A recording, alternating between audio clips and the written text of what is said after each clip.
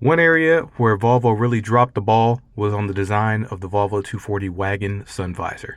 It looks like a lumpy clump of mashed potatoes or a fried colostomy bag. It sounds like crap, like it's a bag of Cheetos. It drops orange dust on you every time you try to move it. It has no features, no pockets, no mirrors, doesn't even block the full window. If you want to go from this piece of crap to a nice modern visor that offers full protection, a sliding mirror, and telescopes to cover the sun wherever it may try to burn you, stay tuned.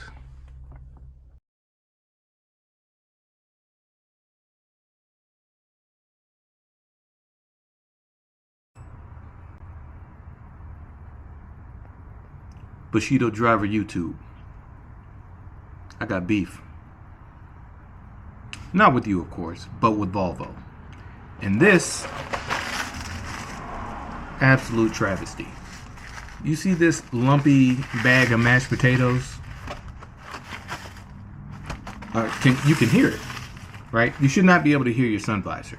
That's one problem.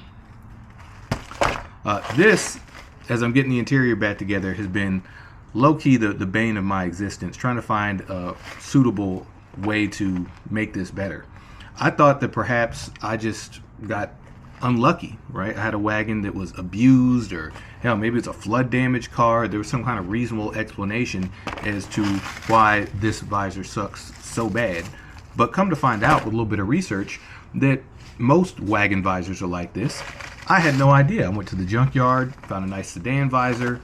It was made out of a nice solid material. Didn't do all of this right here.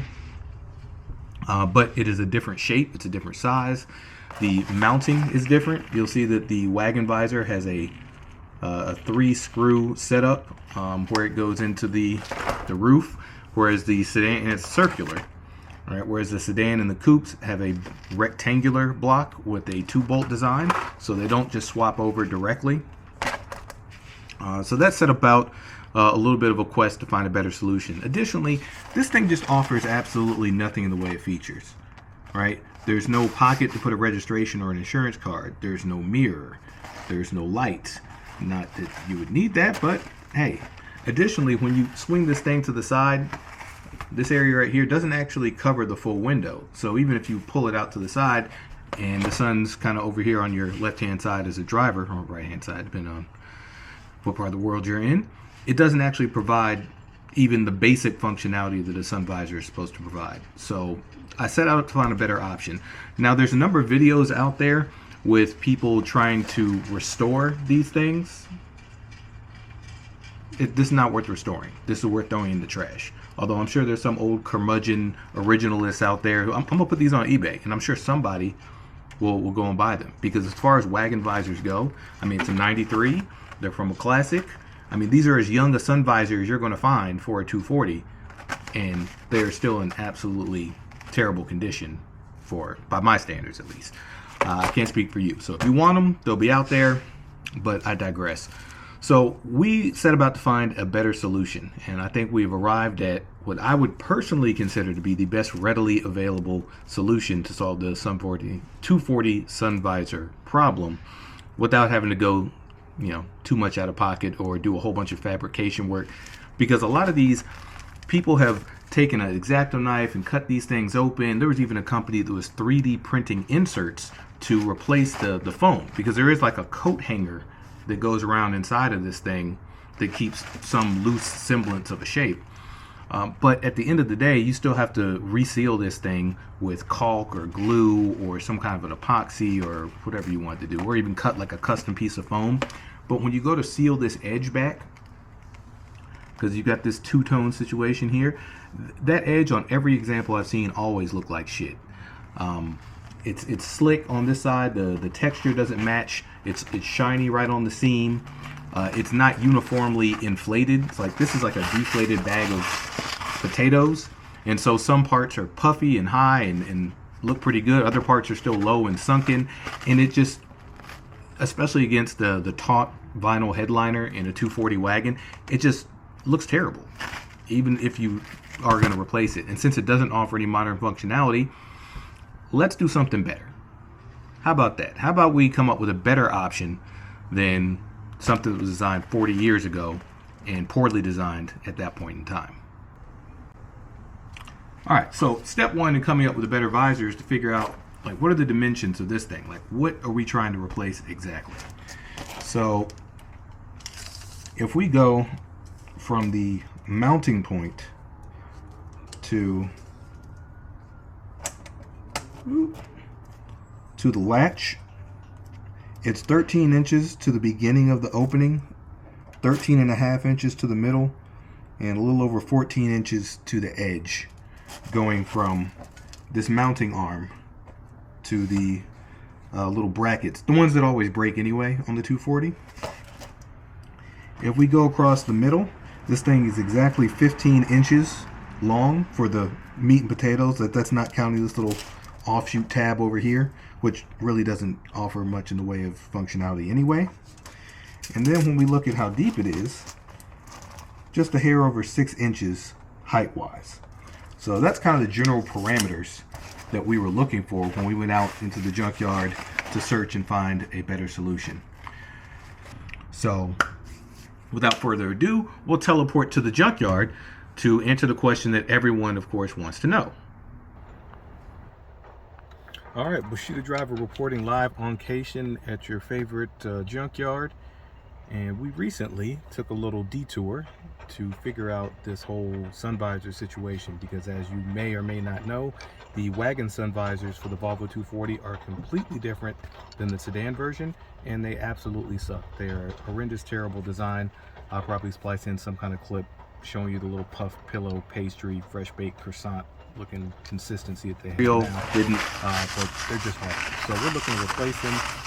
Do all of it. Tried to solicit some help online, got a whole lot of snarky, smart comments, but really no one actually offering real solutions.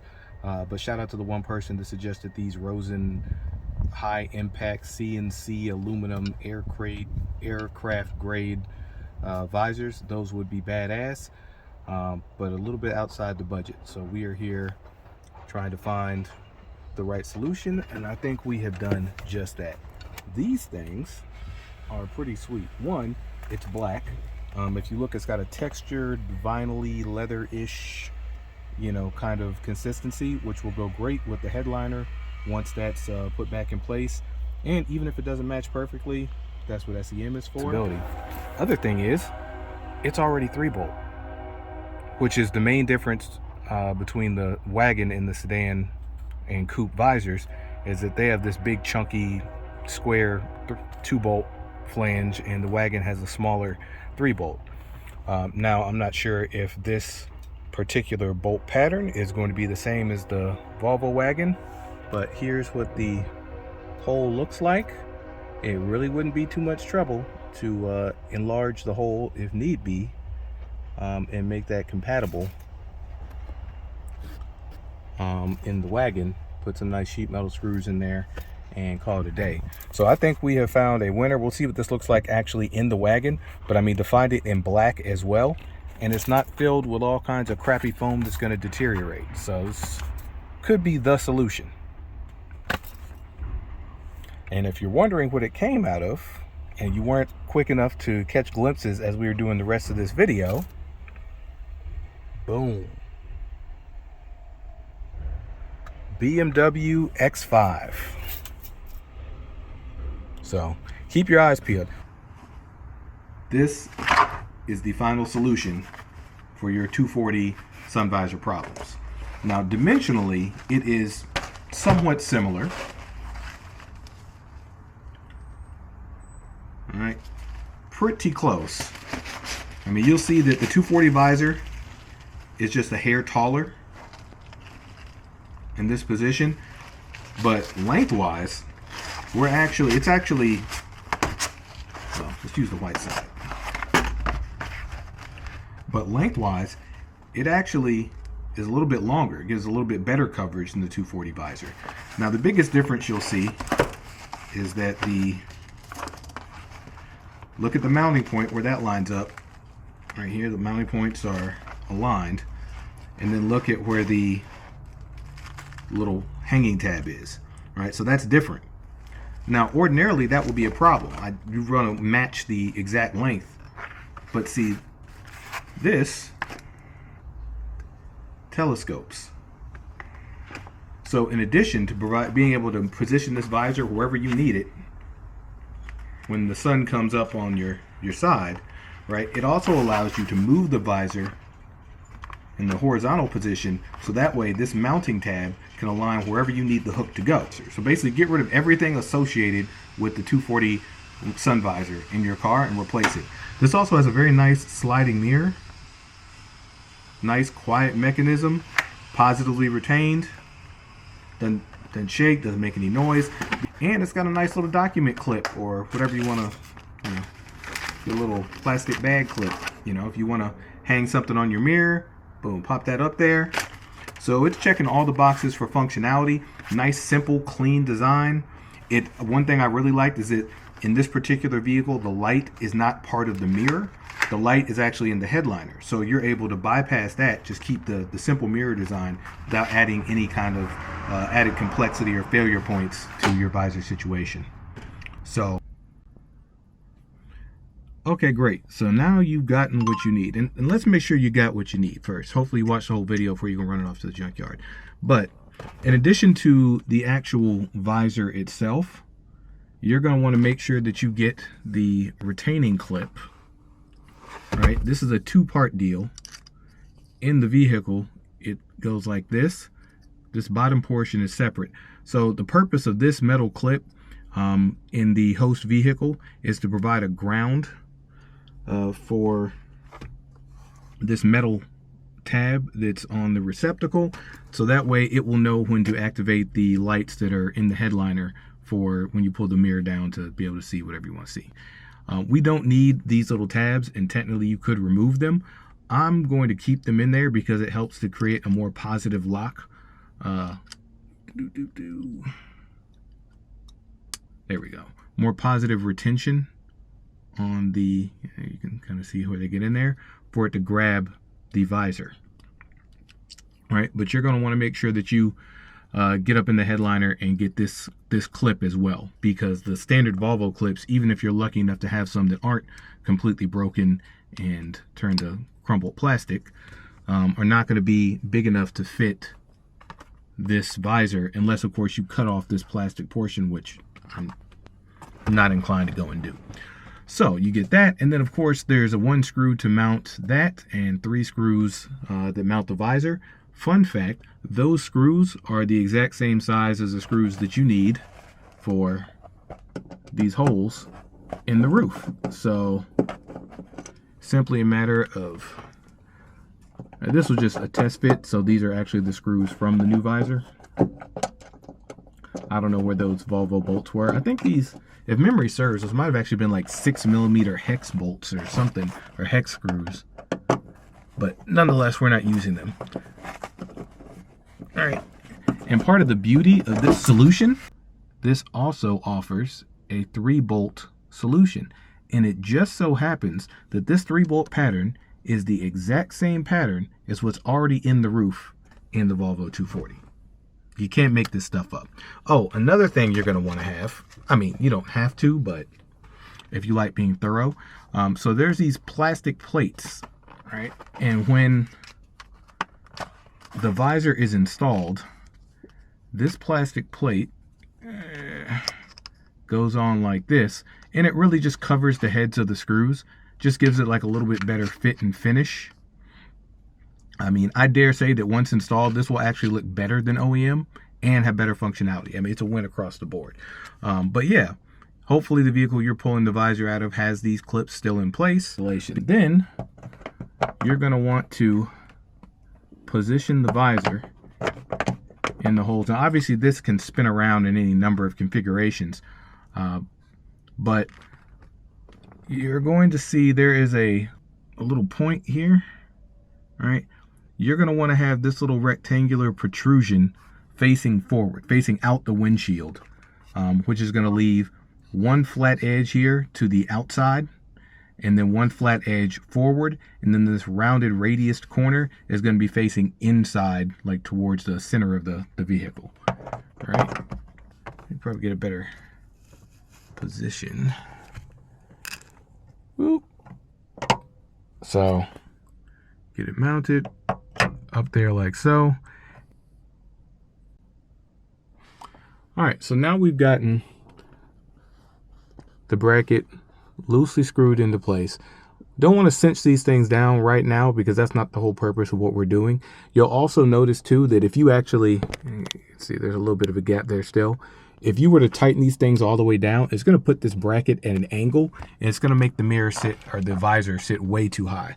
Like that's all the way up there, you know, kind of by the roof line. That's not where we would want that. The reason being is that in the original vehicle, this bracket sat almost flat relative to kind of like the roof line, whereas in the 240 the roof is sloping down towards the windshield, like down towards the hood, and so this mounting area is at an angle. So what we're going to do is we're going to offset that. So we but the purpose of getting this in place is so we can attach this hook for the retainer, so that way we can position this to drill some mounting holes to accept this retainer. Now, the bracket that we use to affix this has a locating pin, and then it's got, here we go, locating pin, and then it's got an actual hole for the screw to go through. The way that this sits, the locating pin is in the rearward position, and then the screw is in the forward position. So it's time to go grab your favorite Sharpie and make some new holes. So we're gonna put a Sharpie through the screw hole here. We're gonna trace the outline of the bracket itself to give us some kind of relative position for where we're going to make a punch and drill a hole for the locating pin. All right, so we've gotten the outline of where we want the bracket to sit. All that's left now is to get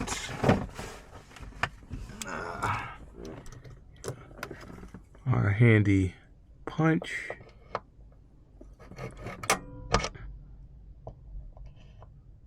All right.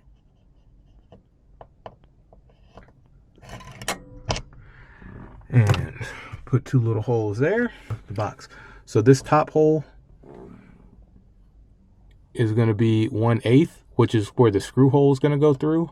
Bottom hole is going to be about 1/4 inch, although you may need to enlarge that a little bit with a file because the mounting bracket has kind of like a staked element to it. So you'll see it's not completely round. It's round and then it gets wider towards the bottom, and then it's got this little spline on the back side. So make your hole a little bit larger than what you actually need, so that way this thing can get in there and actually sit flush. All right, time to bust out the drill. Okay, so now we've finished drilling the holes. Again, we've got the 1/8 hole on top, the 1/4, and then like upside down snowman hole, like a 1/4 9/16 or a 1/4 5/32 hole underneath that for the oblong shape that we need to accommodate this mounting post. So that's simply going to go in like so and sit in place. And then we take the actual cover and simply slide that over top. And to secure that in place, we just bring that screw up through both into the hole.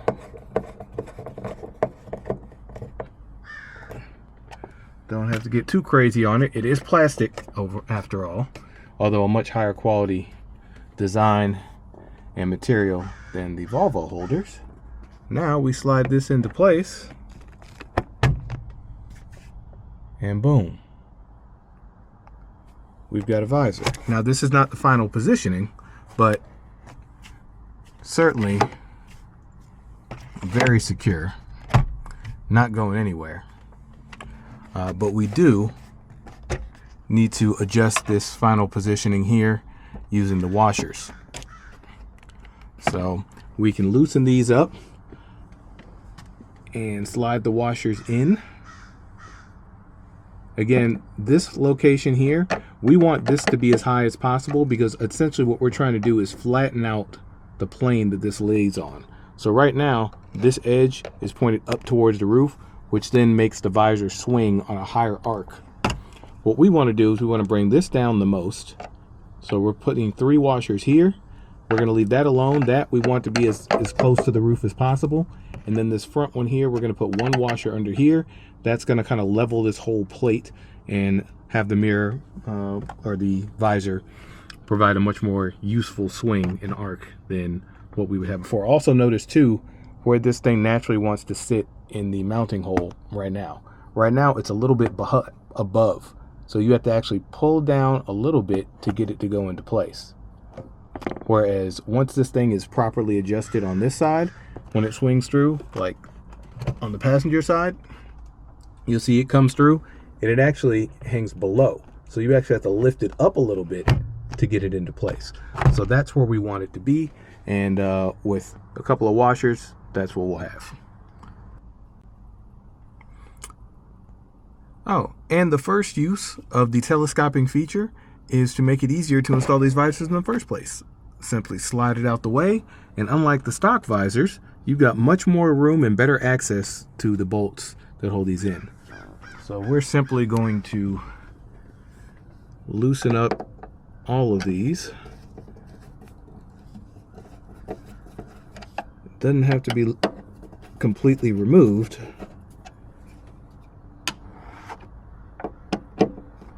To be able to get these washers in, just lower it down so that you've got a gap where you can feed the washer up over top. And we should be good.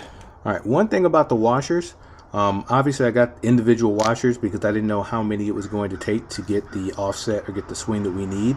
As it turns out, it's 3 standard number 10 stainless washers. And what I did was I super glued them together once I figured out the correct stack height, which is going to make reassembling them a lot easier. Trying to feed individual washers up into that small space is a very tedious and annoying task. So I would recommend that you just go ahead and skip to the front of the line by super gluing these things together. Obviously feeding a single washer into that front corner is not going to be an issue, but every little bit helps. And yeah, this is definitely not a one-handed operation, so we'll be back. All right, so you should be able to see that the one washer is on the front right corner. Now we can move the stack of washers up onto the innermost corner, feed the screw up into the hole like so, and then proceed to tighten it down, tighten up that gap, and then just go around to each corner very gently, and then just kind of take up the slack. And you'll be able to see as you're going around the difference it's making and how the angle of the visor is impacted, which is why you don't want to do too much on one corner. There we go. So now we're in there. Boom. And you'll see that now, instead of being up above the clip, the visor hangs down below. You got to raise it to get it up in there. But what that means is that when it comes on the side, it actually angles down and provides a much more useful angle. Also, now it flips up in place, and we've got the same gap on this side as we do on that side, so it will not be afoul of the headliner and getting in the way. So there we have it. Pretty much wraps it up. We've got modern visors